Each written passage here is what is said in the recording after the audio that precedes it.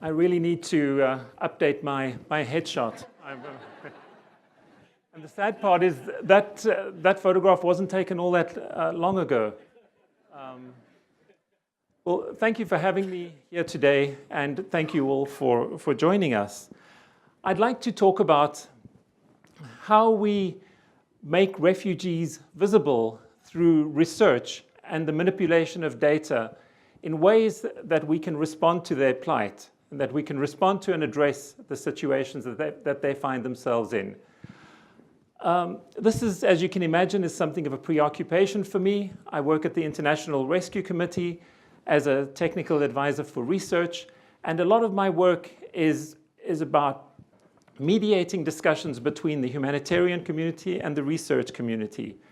It's also relevant to the theme of migration in 2030 that we're looking at tonight.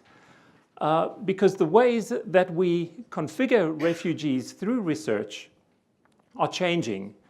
And these changes have significant implications for the ways that we represent refugees, and consequently for the ways that we respond to their plight. So I'd like to start off by highlighting something that is quite familiar to researchers in this field, and that is this really kind of dominant metaphor of invisibility in the research discourse on forced migration and refugee studies. This is reflected in the titles of books and papers and research articles. Healing Invisible Wounds, What the Eye Refuses to See, Hidden in Plain View. These really elaborate the idea that refugees live hidden lives and that the role of research is to bring these lives out in ways that we can respond to.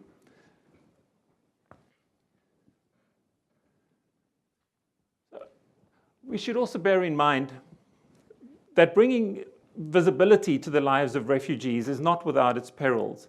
We're all aware of the debates and the profound misrepresentations of the so-called Migrant Caravan that is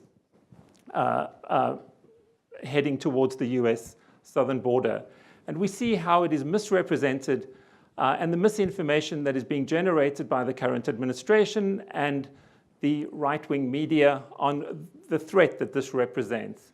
So this just serves as a kind of cautious reminder that how we represent refugees and how we make their lives visible really matters for them. Many refugees rely on invisibility as a strategy for survival, and we have to acknowledge that and respect that. So it's a really tricky area when we're looking at the question of research. So how has this been approached by researchers? Well, many researchers approach this problem with very little to go with. If you want data on refugees, you really have to go out and collect it yourself.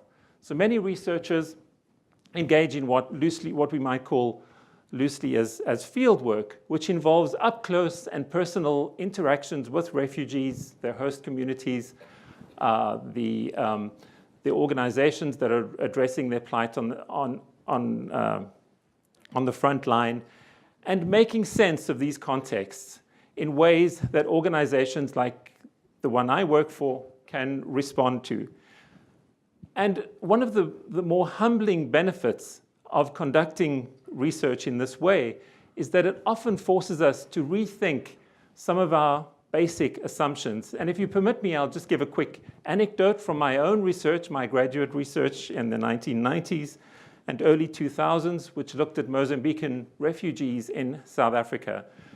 So at that time, the war was over, and the governments and UNHCR, the United Nations High Commissioner for Refugees, were trying to encourage refugees to go home.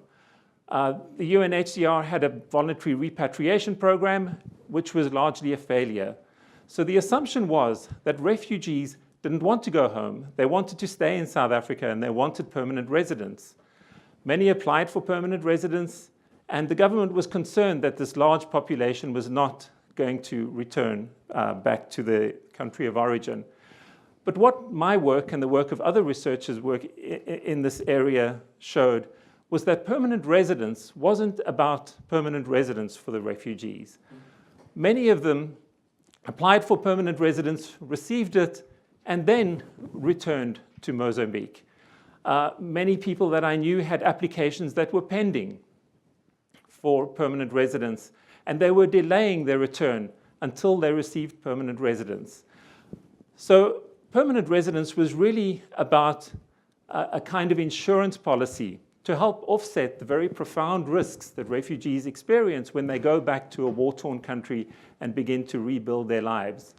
So one of the lessons from this kind of very up-close and intimate kind of conversations that are generated between researchers and refugees is that if we had wanted to promote return for refugees in a sustainable kind of way, we should have really focused on entrenching their security of tenure in the country of refuge rather than trying to undermine it or attack it in any kind of way.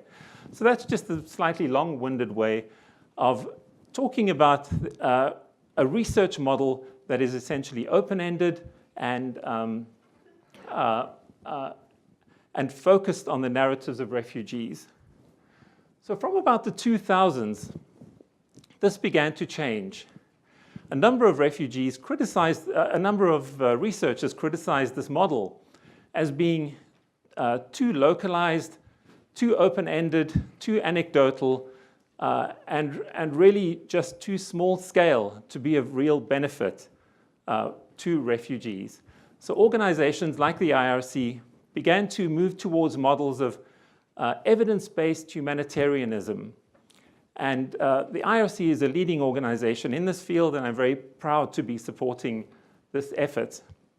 So what we really then began to focus on was the relationship between what we do and the impact that it has on refugees' lives. So we began to focus on measuring this very thin relationship with increasing precision. Our research designs evolved from more open-ended qualitative types of engagements to very rigidly structured and rigorous experimental designs. And over the last couple of years, we have mapped out the evidence of our impact in the areas where we seek to affect change. And we've made that available through this. This is a screen grab from our website. So anybody can have a look at this extensive evidence mapping exercise to try and understand the very specific kinds of evidence that we have for the program areas that we work on. And I think the big takeaway from this, if you look at it, you'll realize that the evidence is very slim indeed. In many areas where we work, there is almost no evidence to support the suggestion that our work is having the impact that we desire. That's not to suggest we don't know anything. It just means that we don't have rigorous evidence. So research is being defined as really the generation of evidence within this context. We're also looking at other sources of, We're also looking at other sources of data across our network, and I think I will skip that and go and talk about that perhaps in the intermission if you're interested. But all of these kinds of more rigorous approaches to data and research have led us into a very exciting place. We have, we've never been able to generate the kinds of rigorous insights that we're able to do now. But I do wonder if it leaves us with it generates a new kind of invisibility that we have to confront. And that is measured by the increased distance between our research models and the refugees who we seek to serve. So much of what we do now is unapologetically top-down. It's really about the global north, understanding and managing the global south. And there's very little opportunities for refugees to talk back. So as we move to 2030, I think we really need to think about ways in which our research models can relearn to listen to the narratives of the refugees who we seek to serve and to really listen to them. Thank you. Thank you. Thank you, Graeme.